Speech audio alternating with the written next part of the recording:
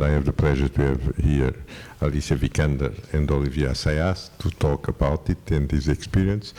And I'd like to start maybe with Olivier, how the idea to, after making a film called Irma Vep, coming in seeing a series, why, what is different, what interests you to do it, all this. Yes, I will try to give you the short answer because it's a lot of it's the series is based on a movie I shot in 1996. At the start, it was this tiny indie movie. It was shot in 4 weeks for like no budget. I wrote the screenplay in a week. It was, and all of a sudden, we showed, but then it was shown in Cannes, and all of a sudden it was all over the world. I mean, it did really great, and it was the first of my film that was really like an art house hit in the US, and after that my movies were shown worldwide. So it kind of changed the geography of my work.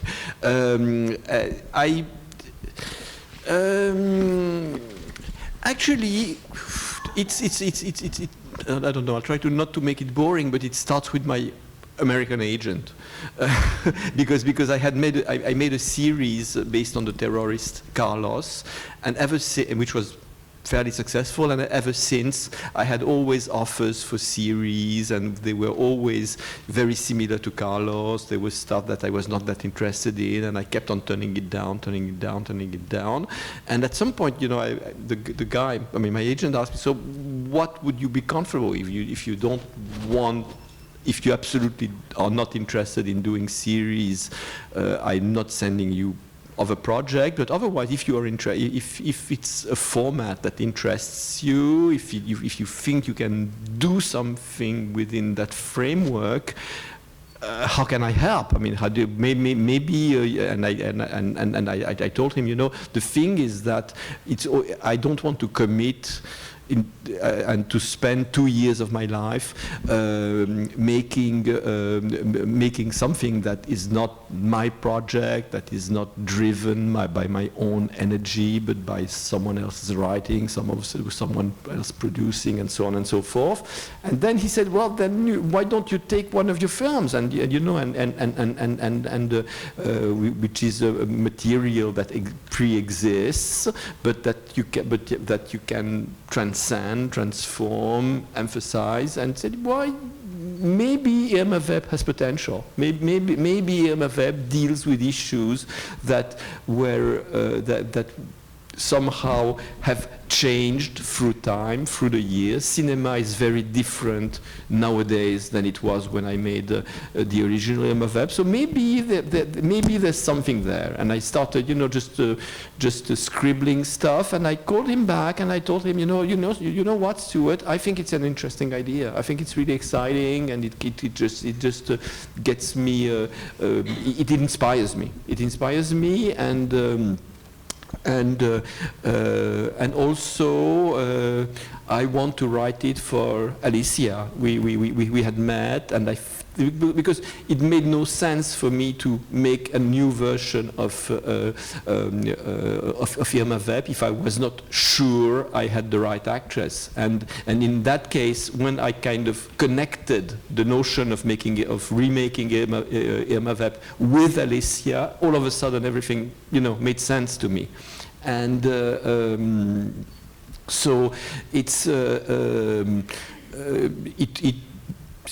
but I didn't realize what I was getting myself into, because shooting 8 hours of film with and writing, shooting, editing, spending just 2 years full speed ahead was both fascinating, extraordinary. I felt very privileged, but I was just like exhausted so at the end. And but it was again. I mean, I can go into the details of the experience, but that's the basic of how the basics of how this came to be. I mean, this came to be thanks to Alicia, this was really the first person I have to thank in any kind of situation involving this film. Well, then I'll throw that straight back. I mean, well, you just said it. I'm still in awe when I watch. I can't believe that you made this happen in 2 years. And I think I even asked the people at HBO when we sat in Cannes, and I was like, is there anyone that you've ever worked with that actually wrote by themselves all the episodes, then went straight to shooting them all, and then was in the edit room every single day? And they couldn't think of one. Next day they said David Lynch, and I was like, okay, that's good company. And that's how rare it is. No one does that. It's funny to hear you, say how it came about, how they were kind of onto you, that they wanted you to make a TV series. Because I think, because of how the world looks nowadays, it's changed what people, the format people look at home. And I think for a long time, my agents too had said, when are you going to do TV? And I'd already, the one and only time I'd done it was when I did a soap opera, 90 episodes in Sweden, my first job.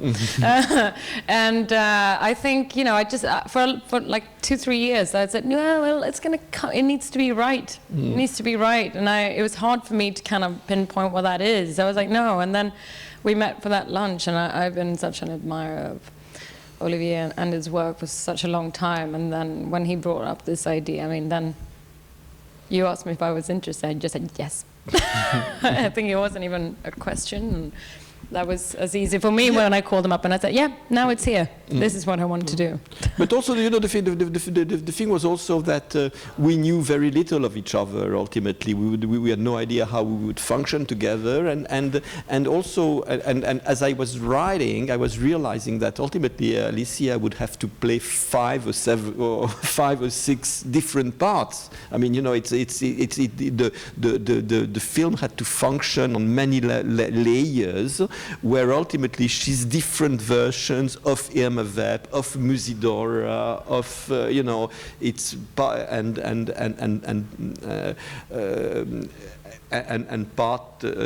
in part also the actress who played Irma Vep. So it's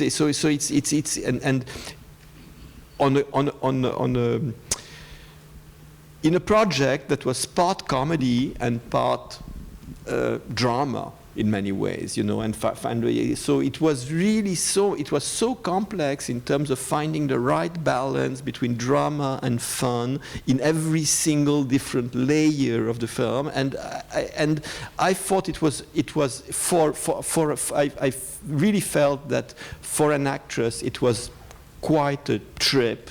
And same thing from the directing point of view. I think we both did something we had never really done before, and we kind of trusted each other, but without it was very much a matter of full trust, because we were completely dependent on each other from day one until the end. Yeah, but then we didn't know each other that well, but it was still, that goes to you. Like you said, it was a huge challenge for me and for all of us, I think, involved. But it was also that feeling, because obviously we had all the scripts when we started to shoot, but I had a similar kind of revelation of getting these scripts sent to me in my inbox, and I had a new one coming in every 3 weeks, and I thought I had one part, and then after 2 weeks I was like, okay, that's another layer of the onion, and suddenly, it landed with like 6-7 versions of this character. But somewhere there, I also, you see the people that you work with, and you kind of see the talent, and that's one of your own talents as a director, bringing those people together. And I felt very kind of honored and knew you did believe in me, and I was very nervous a lot of days at home and going to work, but knowing that you had given me this trust and made this part, then I somewhere knew that you thought I could do it. Yeah, but also I think we were creating it together. I mean, Yeah. we were because yes, of course they were screenplays, and I was writing them as a serial. Really, I felt like like a novelist sending a new chapter, sending out. Yeah, a new you should have chapter. seen me actually when I saw like your name in the inbox and I saw a new episode. I kind of prepped. I made a nice dinner in the evening and like sat and had a little dessert and like really took my time. And I was like, let's see what happens in episode 5. And you were completely free to do what you want, or you have to... Well, yes, but I think I'm not big on series. I just don't watch series. I mean, I make movies because of the big screen, but it's I am not, and I think ultimately it was great that I didn't watch series because I didn't know what you're supposed to do and not do in series, or I had no idea what had been done or not done, and I kept my naivety. It's I day after day I function more or less the same way I function on my films, and I did not want to know how it should be done. I kind of invented my own language, and of course it was very interesting to realize that when you have 8 hours of film, you have a different relationship to every scene, to every character. You can develop them. You can push them further than you would push them if in a shorter format. So ultimately, for me, again, the thing is that we work with the best people. Our producers were A24 in the US, so they are great producers and distributors, and we were doing it for HBO, which ultimately is the best platform, and they are very auteur friendly, which means that they gave me complete freedom. I mean, yes, of course, we would receive. I mean, during the shoot, it was basically they left us. I mean, when I was writing, they have notes here and there, but I had notes because the process was so fast. I really did not have enough time to both prepare and read their notes. So they sent me a lot of notes, but I never really read them, and I never really dealt with them. During the shoot, they had no idea what was going on. I mean, they came one day to visit us, and it was the day, I don't know, I think it's in the second part of what you see. It's a lot that was being shot that day that did not make the final cut. Yeah, no. It was pretty out there. And yeah. It was amazing. That was the one time that HBO came and visited. Yeah, it's the one time. It's Lars Eidinger, the guy who plays what's his name in the film? I don't know. I forgot. Lars. Lars is who was.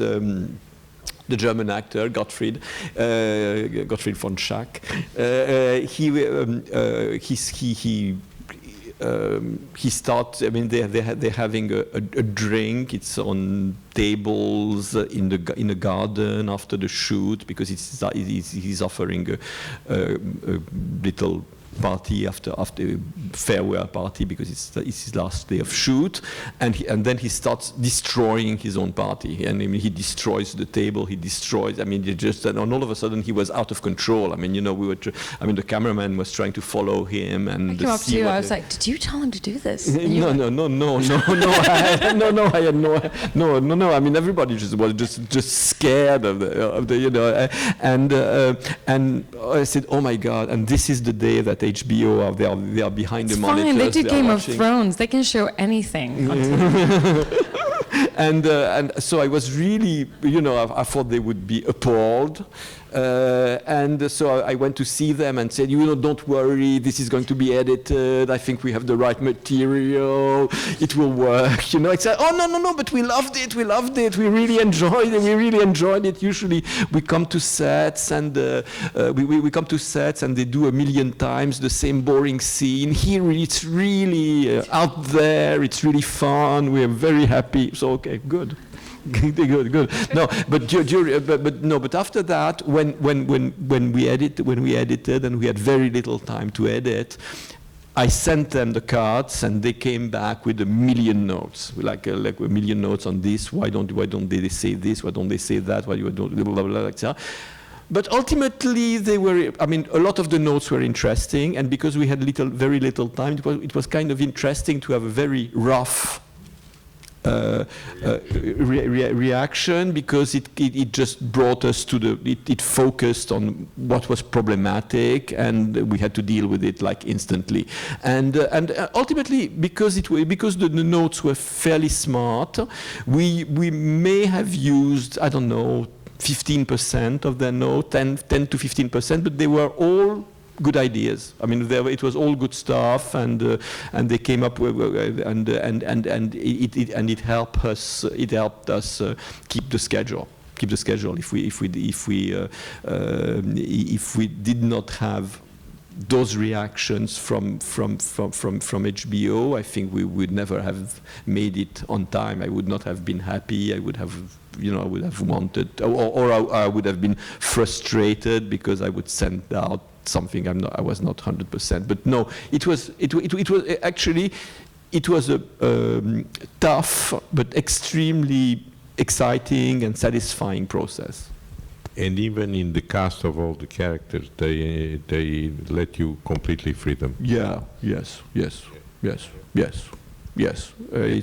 I mean, the thing is that he actually is the one who gives us the freedom, you know. And I think, you know, I had never worked. I mean, it's normally when you work in film, you feel like you never really get to even begin, because you shoot a scene and then tend to be one page. It's like generally that's 1 page per scene in a script.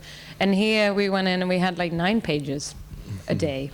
And, you know, that made us actors actually, I mean, you get that feeling if you're on stage, but instead I get to actually stay in character, not only for a certain amount of episodes, which I really enjoyed, but even in like the day I actually got lost, and sometimes, you know, when the scene was over, I was like, oh, wow, I really had a high, because I kind of got lost in whatever situation we were all building up and pretending to be in. And by having that good of a material, that Olivier is like incredible writer, that gives us the freedom to like try new things, and we know that we have that as that's our backbone throughout the entire work process. Yes, but also I think you know, I am convinced that filmmaking is a collective adventure, and when it's a long shoot, it becomes even more of a family. I mean, you know, you start. Everybody chips in, everybody is involved, everybody helps, and I'm open. I mean, I'm open to suggestion. I let the actors do things the way they feel right, which can be different from what I had written. I don't care about that, or quite the opposite. Actually, I'm really happy when actors bring their own ideas or their own take on a scene. That's you know, I just hate to hear my dialogue. I mean, I just to me, when you hear your dialogue, you also hear the pages turning, and something must be very wrong. I need to be dragged into the scene. I need to be surprised by someone who transforms my writing and makes it alive, makes it right, makes it embodies it. And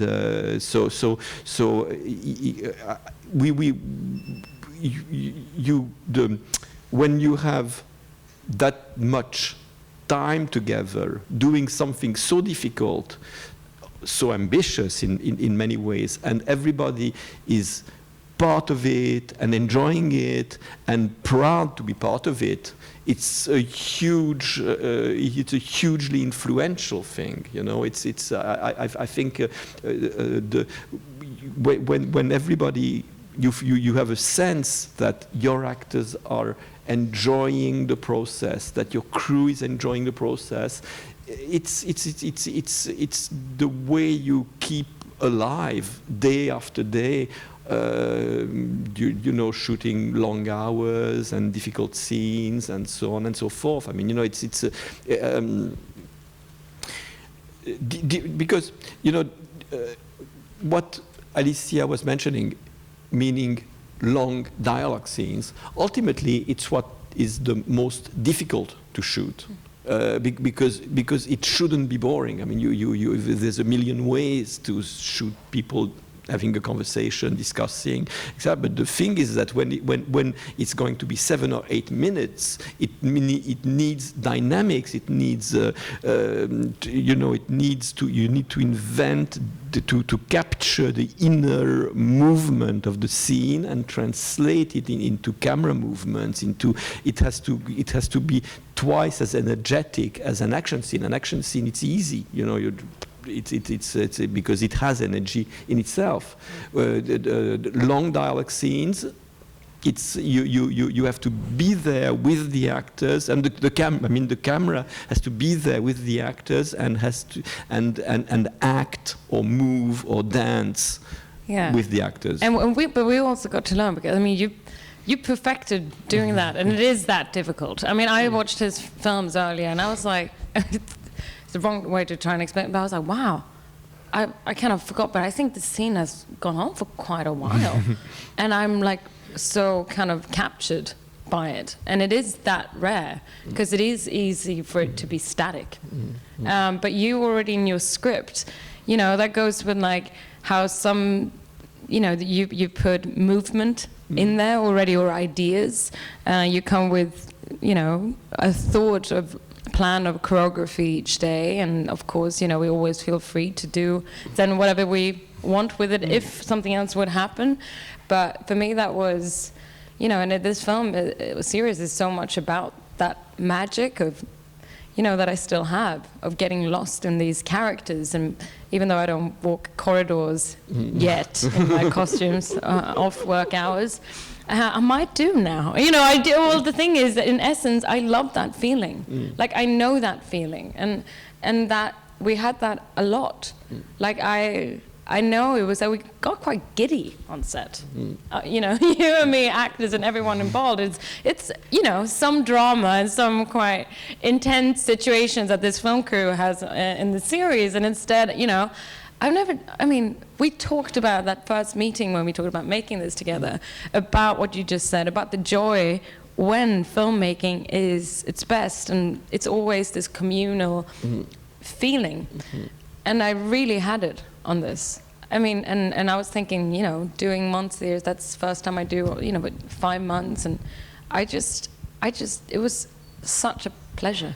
Such a fun time to go to work. Yes, no, but I mean, which is basically the key to what we are saying. I think that what has been lost in the modern process of series filmmaking, it has been taken over by the industry, and the industry hates pleasure. And especially the American film industry. In the film industry, if you don't suffer, it means that something is wrong. And you know, and I think exactly the opposite. I think that filmmaking is worthless if it's not a pleasure. I mean, you know, I mean, you feel so. I mean, I've been telling you, you know, how tough it is. Yes, of course it's tough, but you're also incredibly privileged to be doing that. I mean, you know, it's so you always need to have in mind that you are extremely lucky to be allowed to get away with the kind of stuff we got away with, and to make movies that we enjoy, that we love, that we're proud of, because that's what it's all about. You know, and that's why Paolo's question, which was very simple but essential, was, you know, which amounted to were you free? The answer is yes, we were free, and we enjoyed every single day of being free. And it's interesting, the Americans do a lot of like light-hearted films, and then maybe look at art house being very like serious and dour, and then, you know, making it can be the complete, you know, opposite. But yeah, I mean, I thought it was pretty incredible. I was thinking, I mean, when we introduced it, you know, we're going to sell the series, I think we all agreed that HBO was kind of the dream home. And we were super excited when they said yes. But, you know, I was always quite excited by knowing, okay, so I don't think just a few years back, the world now looks different. You know, in America, you'll watch Korean TV series, and now they put money and create something that in, you know, at first glance is something quite European. Yeah. And auteur, you know, driven, but, you know, it is incredible to see now that I think it is like a first step. I mean, I can, and you know, so proud of this, and still feel when I saw it, I was like, wow, they made this, you know, and I really give it to them. And like I have a story just, my husband was racing down in Portimao a few weeks ago, so I was staying there, we have a little son, and we were at this resort, and you know, and suddenly I'm like in a robe on the ground, I'm a whale, my son is Nemo, and suddenly like 4 couples come up in their 60s, 70s, I think off a cruise, American, and they were like, Alicia Vikander? You know, and I was like, yes, oh, hi. Oh my God, we just watched Irma Vep. We love it. And he kind of like I was so surprised. And I thought, wow, like, you know, I'm so happy now. Probably these 4 you know, Florida couples are now watching Olivier Assayas in their homes and share it on the cruise. I was like, how incredible is that? Yeah, no, actually, the thing is that the strange feeling, which is a mixed, which also amounts to mixed feelings about being on a platform as opposed to being in the theaters, is that people who don't watch my movies, who never watch my movies, watch Irma Vep. So I have a huge, we have a huge audience of people who wouldn't be watching our movies.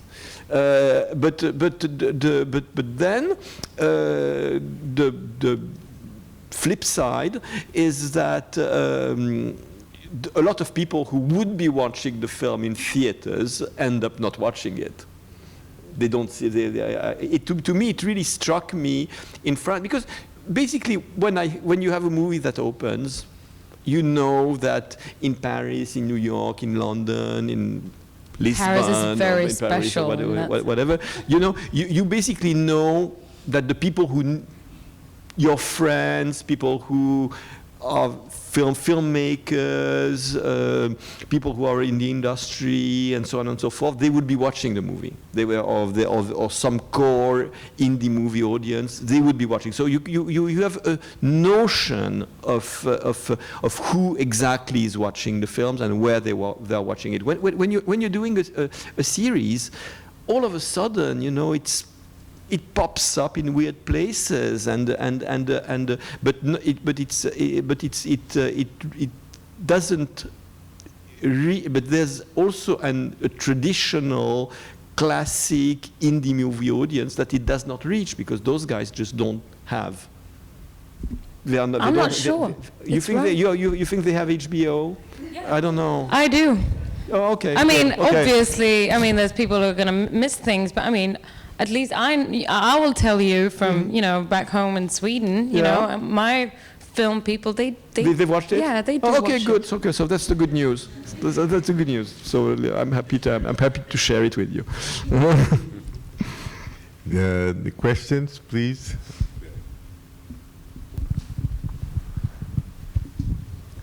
Good morning.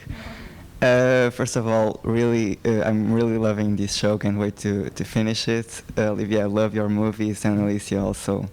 love your film, especially your role of Gabby in Man from U.N.C.L.E. It's such a fun role. Fun. And my question is for you. Wardrobe is a really important thing here in this show. And you get to wear the suit for Imarvep, which is really important, and also some fun shirts like the Sonic Youth one and the Metallica shirt.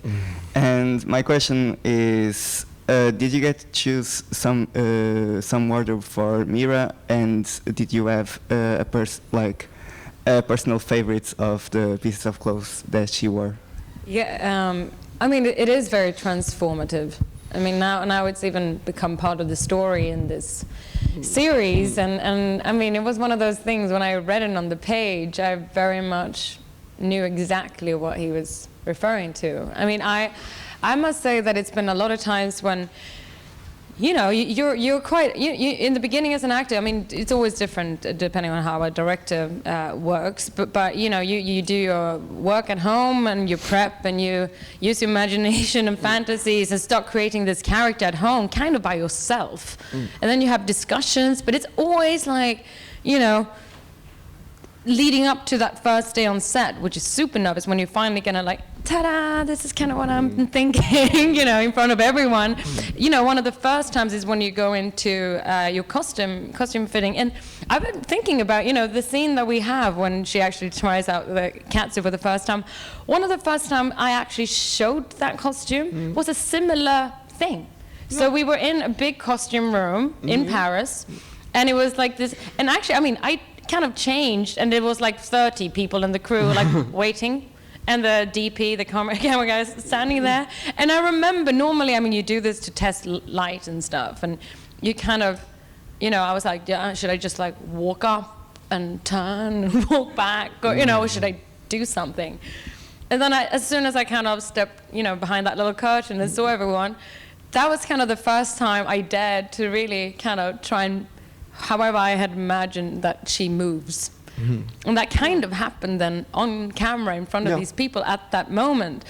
And it is a bit of magic. And I mean, that catsuit, I mean, was, you know, incredible. I think I can't not but say that was my favorite, because it was something like, also, I mean, everyone kind of know after these 2 years of wearing masks a lot, you kind of get a bit like, you feel a bit secluded, like no one really sees you when you have this thing on. And when I have this hole, I felt like I really could do anything. Maybe people wouldn't see it. It was like you felt a bit invisible.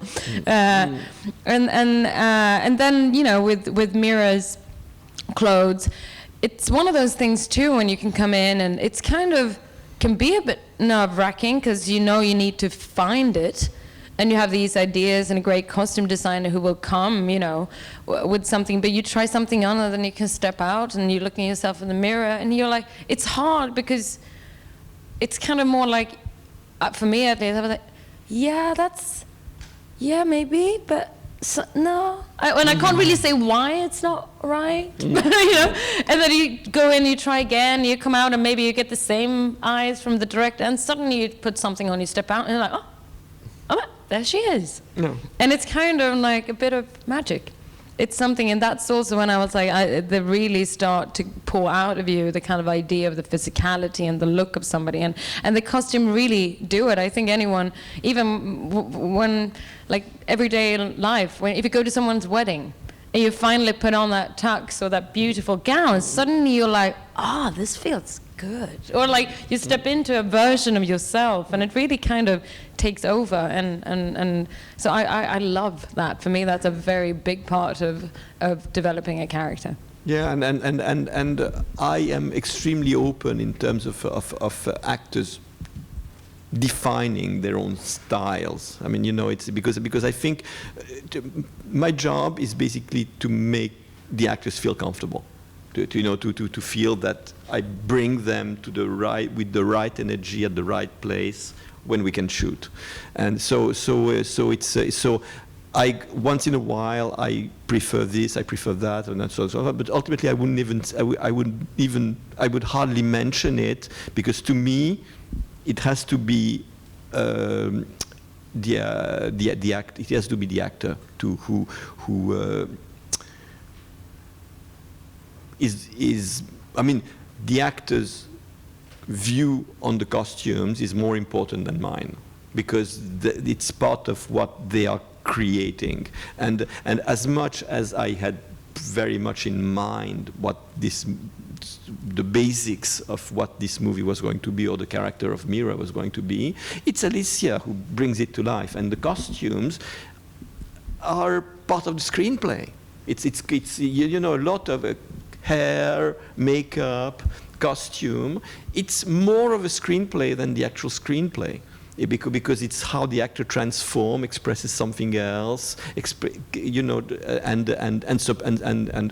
again, as I was saying earlier, surprises me. I think it's something that Alicia is great at. Because every single time, you know, I would see her pop up as this new character, and like 99.9% of the time she would get it just pitch perfect.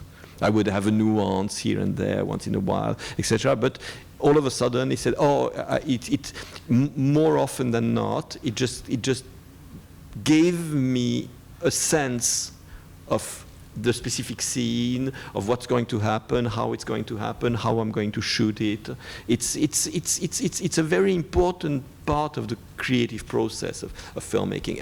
And in this case, we had also the help of Nicolas Guesquière, who's the designer for LV, and he loves my films. I love his work, and we never had really the opportunity to have any kind of collaboration, but he was also the one who was instrumental in kind of just getting us together in many ways, and what he brought in terms of because he designed mostly the cat suit, but also a few of Musidora's dresses and so on and so forth. And I think it was a major input. It was very important for the film.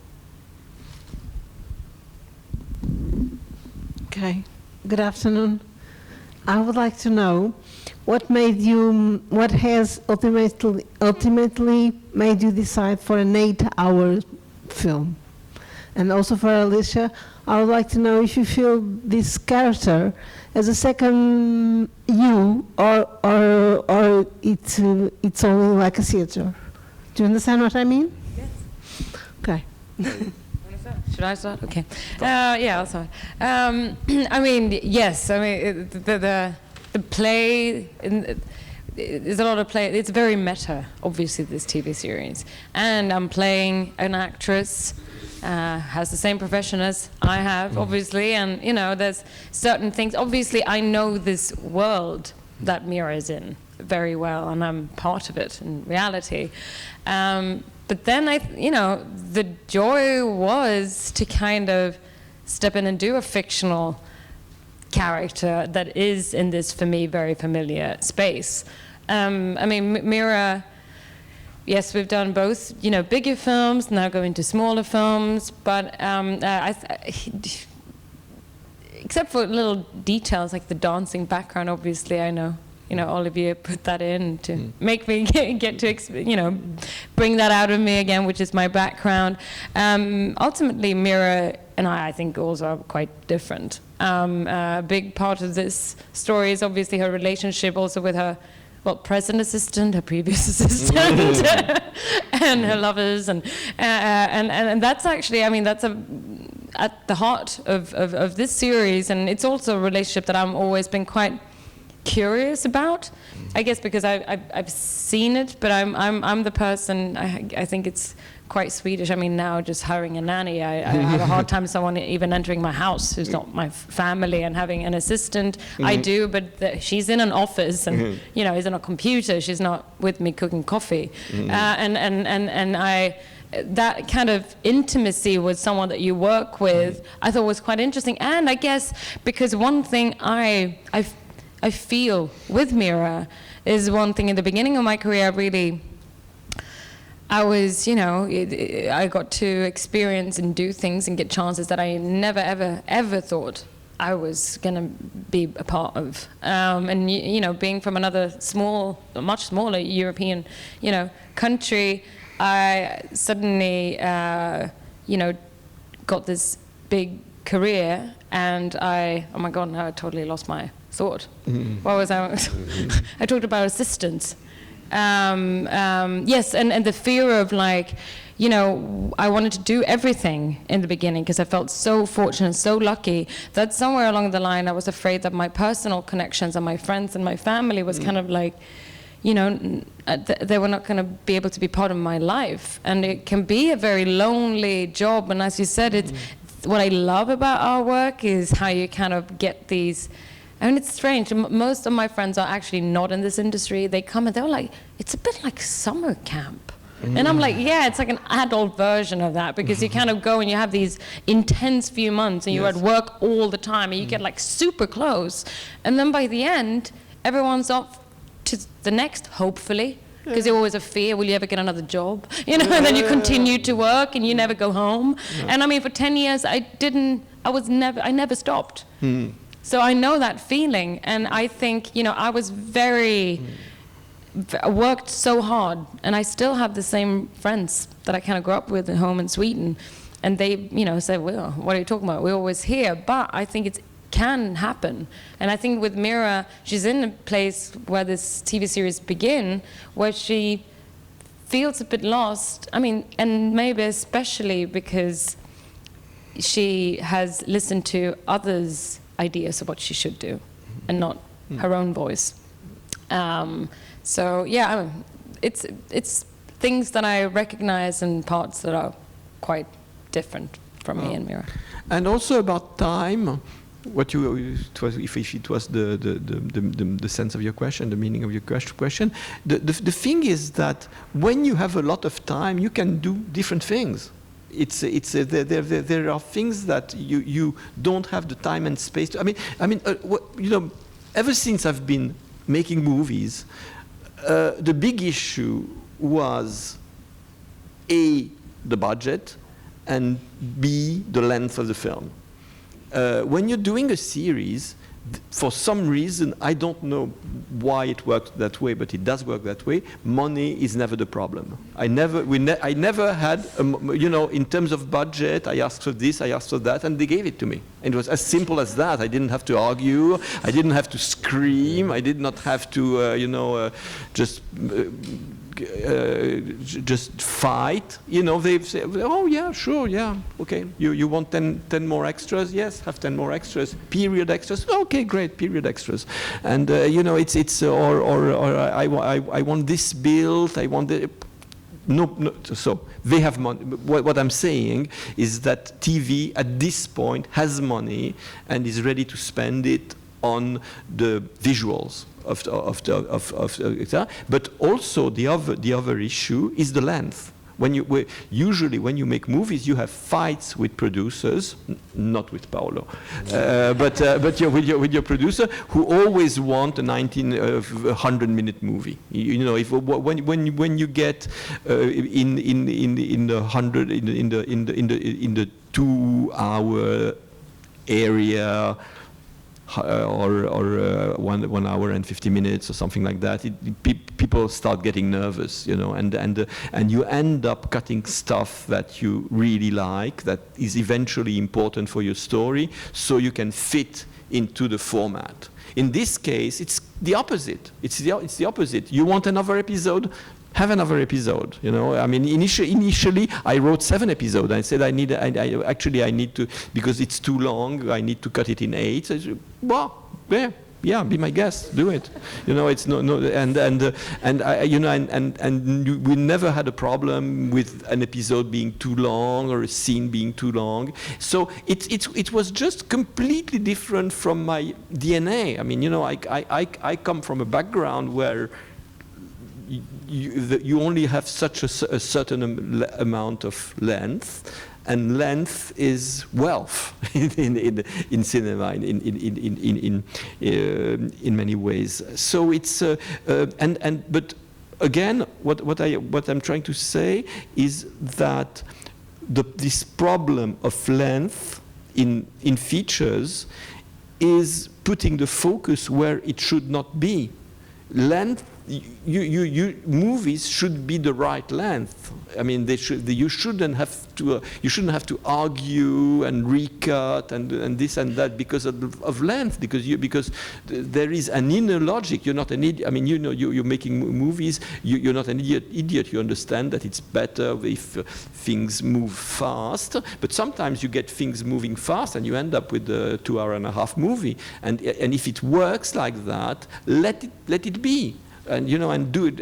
But this is a source of conflict in features, not here. When you have 8 hours, you can push the scenes as far as they need to be pushed. You can invent things and add things, and and so it's you have a new space where you can tell stories in a different way that, to me, in many ways can be more exciting. I mean, when I did Carlos was 5.5 hours, and I would never have managed to make that movie within the traditional film format. Thank you for both of you. Yeah, And Thank you. I give you an advice now. When I produce a film, I don't say it's a film. I say it's a series. It can be how many episodes, I don't know. And that's what I made some of the films that have 5-6 hours like this. Okay. Yeah. Thank you very much. Thank you both so of much. Thank you so much, Carlos. Thank you.